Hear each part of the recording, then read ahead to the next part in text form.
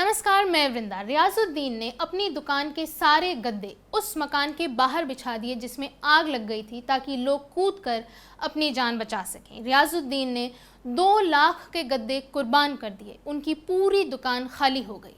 जब एक इमारत को जलता देखा तो उसकी दूसरी और तीसरी मंजिल में लोगों को फंसा देखने के बाद वो भागे नहीं बल्कि अपनी दुकान से सारे गद्दे बाहर ले आए और बिछाने लगे जिस पर लोग कूदकर अपनी जान बचा सकें तो उन्हें चोट ना लगे। रियाजुद्दीन की दुकान खाली हो गई है, लेकिन उन्हें इस बात का कोई अफसोस नहीं है बल्कि संतोष है कि लोगों की जान बचाने के लिए उन्होंने अपना सब कुछ दे दिया। हिंदू लोग भी जान बचाने के लिए आगे आए। संजय गोयल भी रियाजुद्दीन के साथ गद्दे लगाने लगे और 17 साल की शिवानी की भी खूब चर्चा है। मगर मोहम्मद शोएब, आमिर, अफजल, वसीम राजा, वकार, मंसूर, रियाजुद्दीन और इसरार खान की चर्चा हर जगह क्यों है? इनकी कहानी अखबारों और चैनलों के पर्दे पर क्या कहना चाहती है? इन्हें हीरो क्यों कहा जा रहा है? वसीम राजा खिड़की का ग्रिल काटने में लग गए जिससे पुलिस के लोग और वो खुद बेसमेंट में जा सके, लोगों की जान बचा सकें। उन्होंने जले हुए शवों को निकाला। एक व्यक्ति तो व्हील चेयर पर ही बैठे बैठे जल गए और मर गए। ऐसे लोगों को वसीम ने और उनके साथियों ने उस इमारत से बाहर निकाला है। वसीम राजा मैक्स हॉस्पिटल में काम करते हैं, हौज रानी में रहते हैं।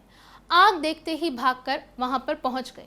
वसीम राजा ने 10 लोगों को CPR दिया, कोशिश की कि जिसकी भी जान बचा सकें उसे बचाएं। मेरे घर के पीछे ये फ्लोरेंस स्टे होटल है, तो वहाँ पे शोर शराबा हुआ कि वहाँ आग लग गई।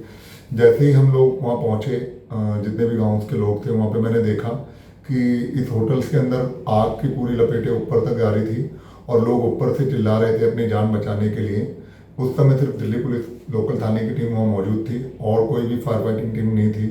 तो वो हमने इमीडिएट ही होटल के सामने ही एक रियाजुद्दीन है जो हौजरानी गाँव में रहते हैं, जिनका रजाई गद्दों का काम है बिल्कुल। तो हमने बिना उनकी कुछ टाइम गवाए, और उन्होंने भी अपना ये नहीं देखा कि मेरा क्या खर्चा होगा क्या नहीं होगा, उन्हें हमें परमिशन दे दी और हमने वो सारे गद्दे ज़मीन पे बिछा दिए, जिसके कारण जो लोग ऊपर से अपनी जान की बचाने की गुहार लगा रहे थे उन लोगों ने कूदना चालू कर दिया और जिसकी वजह से उनकी जान बची।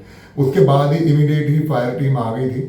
फायर की टीम के साथ जैसे ही फ्रंट गेट पे बहुत तगड़ी आग लगी हुई थी, तो बेसमेंट में जो एक जाने का रास्ता था तो उसके वो लॉक था, शटर वाला लॉक था। तो फायर फाइटिंग की टीम ने के पास कटर होता है, उनके पास सारे इक्विपमेंट होते हैं, तो उन्होंने कटर लाए। हमने और दिल्ली पुलिस ने सबने मिलकर फटाफट उस कटर से उस ग्रिल को काटा और हम अंदर घुसे और फायर फाइटिंग टीम आगे थी, हम लोग दिल्ली पुलिस और हम सब उनके साथ थे।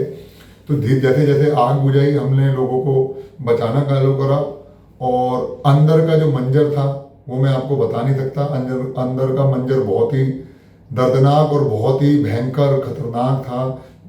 तो पेशेंट सबसे पहले हमने देखा एक 15 ईयर्स ओल्ड फीमेल वहाँ पे रिसेप्शन के पास बुरी तरीके से जली हुई थी, वो अकड़ी हुई थी। हम थोड़ा आगे गए, उसको निकाल के वहाँ देखा तो एक पेशेंट चेयर पे बैठा बैठा पूरा जल चुका था। वहाँ पे कुछ फॉरेन पेशेंट्स को हमने निकाला। तो एक पेशेंट को मैंने नब्ज चेक करी। तो मैं मेडिकल से ही हूँ, मैं मैक्स हॉस्पिटल साकेत में एज ए सिक्योरिटी ऑफिसर काम करता हूँ। तो हमारी जो मैक्स मैनेजमेंट है वो हम लोगों को फायर फाइटिंग से लड़ने की ट्रेनिंग देती है। तो हमें CPR की नॉलेज थी, इसलिए मैंने पहले उसकी नब्ज चेक करी तो मुझे लगा इनको नीड है CPR की, तो इमीडिएट ही उनको CPR दिया। और अपने साथ जो मेरे भाई थे उन लोगों ने भी, मैंने उनको बताया कैसे कैसे उनको CPR देना, उन्होंने कोशिश करी। इमीडिएटली हमने पेशेंट को एम्बुलेंस में शिफ्ट किया और पेशेंट को हमने मैक्स में शिफ्ट करा और साथ के साथ ही मैक्स की हाई मैनेजमेंट को भी इन्फॉर्म करा। उन्होंने हमारे हेल्प के लिए बिना टाइम गवाए एम्बुलेंस, डॉक्टर्स, पैरामेडिकल स्टाफ सब लोगों को भेज दिया। और जैसे ही हम फ्लोर्स पे गए, फ्लोर्स का भी जो मंजर था वो बहुत ही खतरनाक था। जीनों पे, बेड के नीचे, सेकंड फ्लोर पे सब जगह लोग बेहोशी की हालत में, जले हुई हालत में मिले थे। जितना हमसे हो सकता था हमने अपनी जान की परवाह किए बिना, फायर फाइटिंग टीम के पास तो फायर इक्विपमेंट थे, हम लोगों ने और दिल्ली पुलिस ने जो हमारी लोकल थाने की टीम थी, बिना इक्विपमेंट के, सेफ्टी के, बिना हेलमेट, माउथ और पैर में जो शूज़ होते हैं सेफ्टी शूज़ के बिना हम लोग अंदर बढ़ गए। निडर होकर अपनी जान की परवाह किए बिना हम लोगों ने पेशेंटों को बाहर निकाला अपनी जान पे खेल के।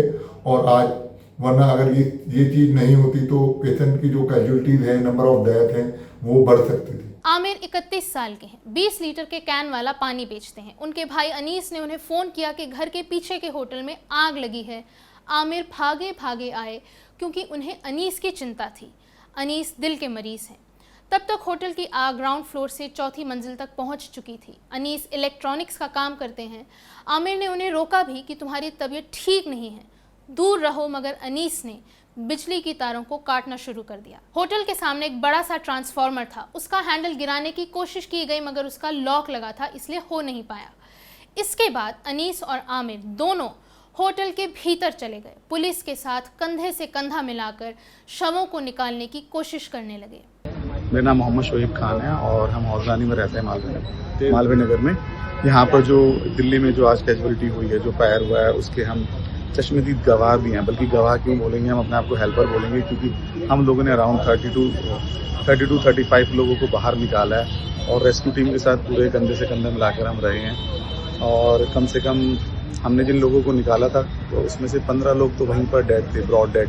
हॉस्पिटल ने उनको ब्रॉड डेड ही डिक्लेयर किया है और बाकी हमने बहुत लोगों को सेव भी किया और CPR भी दिया है। मैंने, वसीम ने, अफजल भी था, इसरार, आमिर, बहुत सारे हम लोग थे, 7 से 8 लोग थे जिन्होंने रेस्क्यू टीम्स के साथ अंदर किए हैं। लास्ट में हमने अंदर जाके पूरा रेस्क्यू भी किया है, पूरा लुकआउट भी किया है कि कोई अंदर रह तो नहीं गया।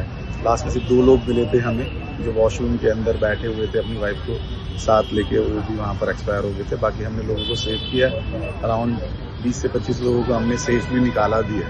पूरी दिल्ली में इन नागरिकों के जज्बे की तारीफ हो रही है। बहादुरी के अलावा वजह कुछ और भी है। इनकी कहानी इसलिए भी बड़ी हो गई कि जिस देश में मुसलमानों को दिन रात अपमानित किया जा रहा हो, डराया जा रहा हो, उस देश में कुछ मुसलमान जान जोखिम में डालकर लोगों को बचाने के लिए आगे आते हैं। जो मीडिया इस काम में दिन रात लगा हुआ है मुसलमानों के खिलाफ नफरत फैलाने में, वही इस बात से हैरान है कि आग लगने पर मुसलमान लड़के भागे भागे आगे आए और बचाने लग गए। नफरत की राजनीति ने उन्हें इतना निराश नहीं किया कि किसी को जलता हुआ छोड़कर वहां से चले जाएं, बल्कि सब भागकर आगे आए, अपनी जान को जोखिम में डाला। मुस्लिम नागरिकों का जिक्र क्यों हो रहा है? अब इस सवाल पर आते हैं। देश की राजनीति बदल गई है। दिन रात मुसलमानों को ललकारा जाता है, उन्हें दुत्कारा जाता है, उनके खिलाफ नफरती बयान दिए जाते हैं। टीवी चैनल पर एंकर खड़े होकर खुलेआम नफरती नारे लगाते हैं। इसके बाद भी मंसूर, शोएब, आमिर या वसीम ने खुद को मुसलमान की तरह नहीं देखा, उस शहरी की तरह देखा जो अपने शहर को बचाने के लिए आगे आता है। इसी समय जब यूपी में इस बात को लेकर भड़काऊ बयान दिए गए कि एक हिंदू की हत्या में आरोपी मुसलमान था तो उसका एनकाउंटर कर दिया जाए, और कर भी दिया गया, उसके जवाब में कहा जाने लगा कि कहीं पर अगर मुसलमान की हत्या के आरोप में हिंदू गिरफ्तार होता है तो उसका एनकाउंटर क्यों नहीं हुआ। इस लेवल पर इंसाफ की बात होने लगी है, न्याय की बात होने लगी है। हिंदू और मुसलमान आरोपी के हिसाब से लिस्ट बनाई जाने लगी है और मीडिया में बहस चलने लगी है। इस देश का समाज नफरत की चपेट में यहाँ तक आ गया, उसकी आंखों के सामने, उसके दिमाग में धुआं भर गया है। आमिर, वसीम, शोएब और रियाजुद्दीन ने अपनी बहादुरी से सबकी आंखों के सामने छाए हुए इस धुएं को हटा दिया है कि देखो, सब एक ही हैं, सबको एक दूसरे के काम आना है। एनकाउंटर के बाद बुलडोज़र के किस्सों को याद कीजिए। आरोपी मुसलमान है, पूरे मोहल्ले में सबके घर अवैध तरीके से बने हैं, हिंदुओं के भी और मुसलमानों के भी, मगर घर गिराया जाता है मुसलमान का। हर दिन इस तरह की बेबसी थोपी जाती है, लादी जाती है। मुसलमानों के खिलाफ एक भीड़ तैयार हो गई है, लेकिन इन सब को किनारे कर मोहम्मद शोएब, आमिर, अफजल, वसीम राजा, वकार, मंसूर, रियाजुद्दीन और इसरार खान, इन लोगों ने दूसरे लोगों की जान बचाने में अपना सब कुछ झोंक दिया। शायद अखबारों के पन्ने में इनकी कहानी नफरत की राजनीति के जवाब में छापी गई है। अच्छी बात है कि उसी मीडिया ने बढ़ चढ़ कर छापा है, बस उसकी ईमानदारी में ज़रा सी कमी रह गई। इतना ही लिख देता कि जिन मुसलमानों को बांग्लादेशी और पाकिस्तानी बताया जाता है, उन्होंने एक सच्चे हिंदुस्तानी की तरह अपने हम वतनों की जान बचाई है। नफरत की राजनीति उन्हें नहीं रोक पाई। नमस्कार, मैं वृंदा।